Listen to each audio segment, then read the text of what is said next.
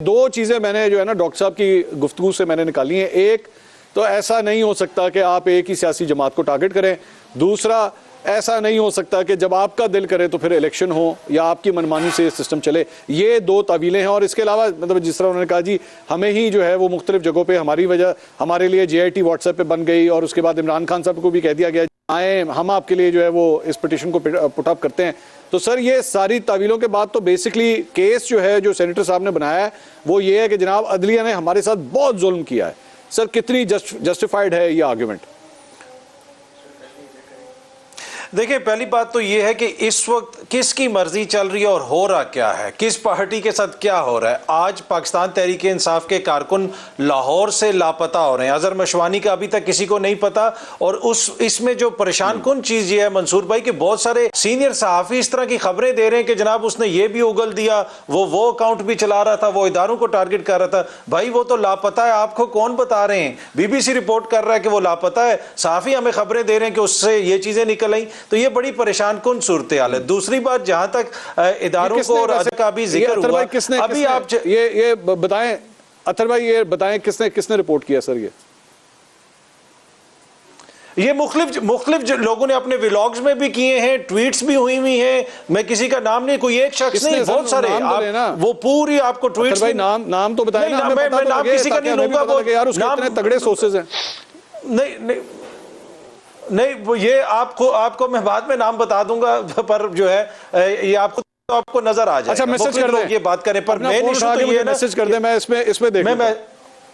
मैं ठीक है। तो दूसरी बात ये है कि ये अजहर मशवानी इस वक्त भी लापता है। क्या वो इस जिम्मेदारी नहीं है? दूसरा जिस तरह वो रास्ते ब्लॉक कर रहे हैं, क्या सिर्फ मरियम नवाज को ये हक हासिल है कि वो पंजाब में सियासी एक्टिविटी कर सकती हैं? क्या कुछ कर रही है अभी मोहसिन नकवी की इंतजामिया? दूसरी, जहां तक अदलिया की बात आई और अदलिया के खिलाफ मुहिम या टारगेट करने की बात आई, मैं चले नाम ले देता हूं। अभी आप चले जाएं मुस्लिम लीग नून का जो सोशल मीडिया हेड हैं, उन मोहतरम के आप अकाउंट पे चले जाएं, वो जजेस की तस्वीरें लगा के जजेस की बेगमात को भी टारगेट कर रहे हैं। साथ मुस्लिम लीग नून का हेड अपने ऑफिशियल अकाउंट से, ठीक, आप जाके देख लें जो उनके ट्विटर अकाउंट से वो कर रहे हैं। आतिफ रऊफ साहब उनका नाम है, और बल्कि एक आपके समा में पहले काम करते थे लॉयर मुगीस साहब जो हैं, उन्होंने भी इसके ऊपर ट्वीट की, जो खुद लॉयर हैं, पहले समा में प्रोग्राम भी करते थे। उन्होंने कहा कि कैसे कोई ये कर सकता है।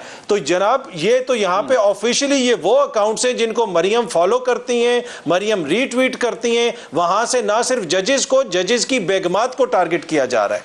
तो क्या ये काबिल कबूल है? क्या ये इस तरह निज़ाम चलेगा? इसलिए कि आपने इलेक्शंस में नहीं जाना तो आपने जजेस को भी टारगेट करना है, आपने जनाब जजेस की बेगमात को भी टारगेट करना है। तो अनफॉर्चुनेट है, कोई भी करे ये कतन काबिल कबूल नहीं है।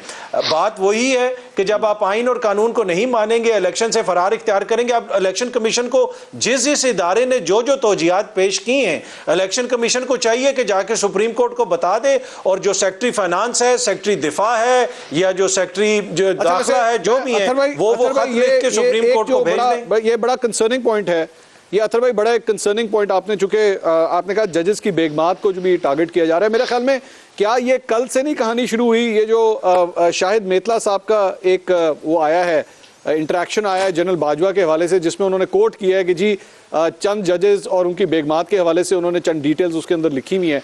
ये कहीं उसकी वजह से तो नहीं शुरू हुआ? आपकी क्या थिंकिंग है?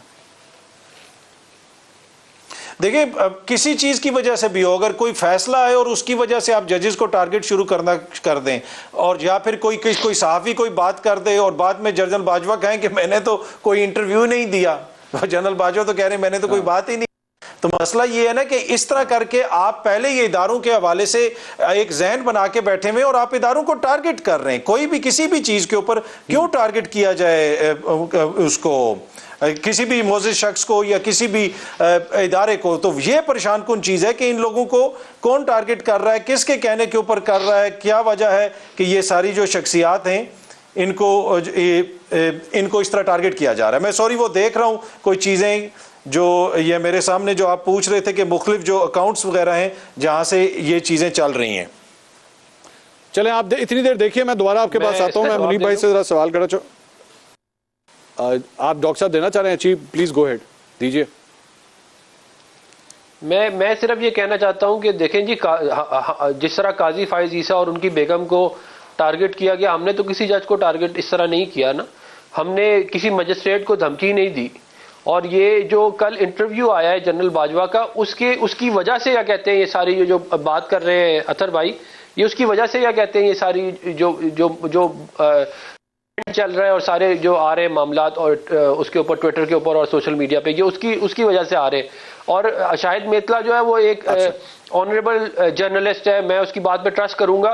वो ऐसे हवा में कहानी नहीं बनाएगा और कहानी ऐसे बनती भी नहीं। आप उसकी रिपोर्ट जाके पढ़ लें, वो जितनी डिटेल में जाके उसकी बता रहा है, वो उसके पीछे जनरल बाजवा ने खुद इंटरव्यू दिया और जब पहला आया था पार्ट तो उसको उन्होंने रिजेक्ट भी नहीं किया था। मैं ये कहना चाहता हूँ।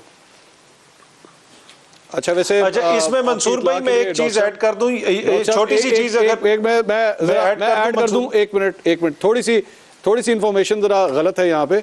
डॉक्टर साहब, मेरा ख्याल में आपने हामिद मीर साहब की ट्वीट देखी होगी जिसमें उन्होंने लिखा है कि जी जनरल बाजवा ने जब पहला पार्ट आया था तो उसको डिनाई नहीं किया था, उन्होंने किया था और मैंने ही वो डिनाइल अनाउंस भी किया था कि वो डिनाई कर रहे हैं कि मैंने किसी किस्म का कोई इंटरव्यू नहीं दिया। तो ये बात गलत है। मेरे ख्याल में हामिद मीर साहब को इन्फॉर्मेशन नहीं होगी, लेकिन उन्होंने पहले पार्ट पे भी डिनाइल दिया है, दूसरे पार्ट के ऊपर भी दिया है। लेकिन मैं मुनीफ फारूक साहब से एक बात पूछना चाहूंगा। मुनीफ साहब, इस इंटरव्यू को, अलेजिड इंटरव्यू को हम किस तरह लें? मैं एक सहाफी होने के नाते आपसे सवाल करना चाह रहा हूं। एक आदमी कह रहा है मैंने इंटरव्यू नहीं दिया, एक आदमी कह रहा है मैंने इंटरव्यू किया है। How do we decide this? पहले तो मंसूर साहब, एक थोड़ी सी जो को अतर काज़मी साहब मौजूद है और उनसे आपको पता है हम सबका ही बड़ा अच्छा ताल्लुक है। वो अक्सर गिला करते हैं मुझसे भी कि मैं उनसे सवाल नहीं करता, मैं उनसे तफ्तीश करता हूँ। आप भी उनसे सवाल नहीं कर रहे, आप उनसे तफ्तीश कर रहे हैं। तो वो एक मैंने कहा चले, वो एक उनका जो गिला होता है वो शायद आपको ना कहें, ये खुसूसी मोहब्बत वो मेरे साथ करते हैं।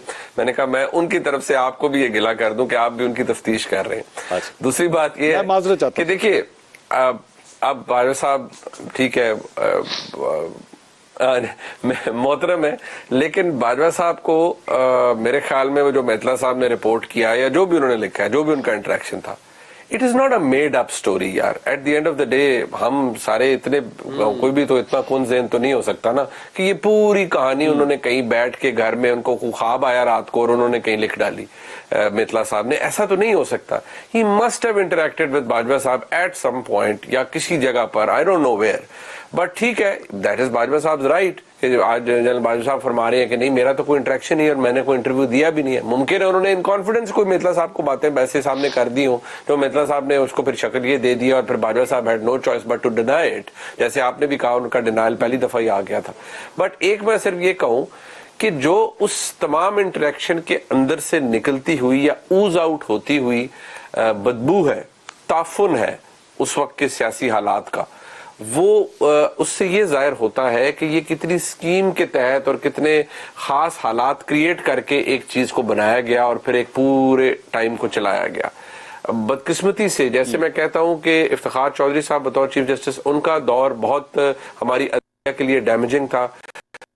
जनाब साकिब निसार साहब का दौर हमारी अदलिया के लिए बहुत डैमेजिंग। मैं खोसा साहब की बड़ी रिस्पेक्ट करता था, उनके आर्टिकल्स भी पढ़ता था, लेकिन बाद में जो बातें मुझे पता लगी मुझे अफसोस हुआ। इसी तरह मैं समझता हूं कि बाजवा साहब ने भी कोई अच्छी लेगेसी अपने इदारे के लिए नहीं छोड़ी। उन्होंने 6 साल पाकिस्तान की फौज के वो सरबराह रहे, लेकिन जब वो पार्टिंग वेज तो वो खुद फरमा गए कि फौज के अंदर जब वो भी कमांड कर रहे थे तो एस्टेब्लिशमेंट का क्या रोल था।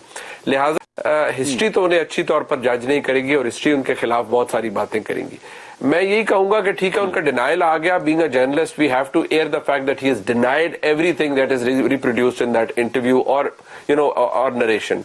बट ये बात थोड़ी सी लॉजिक को अपील नहीं करती कि ये सिरे से बात मेड अप है और कोई मेतला साहब ने आज तक उनकी शक्ल भी नहीं देखी और उन्होंने मेतला साहब को आज तक जिंदगी में कुछ बताया ही। अच्छा, मैं ये बातें थोड़ी सी लॉजिकली दिमाग के अंदर सिंक इन।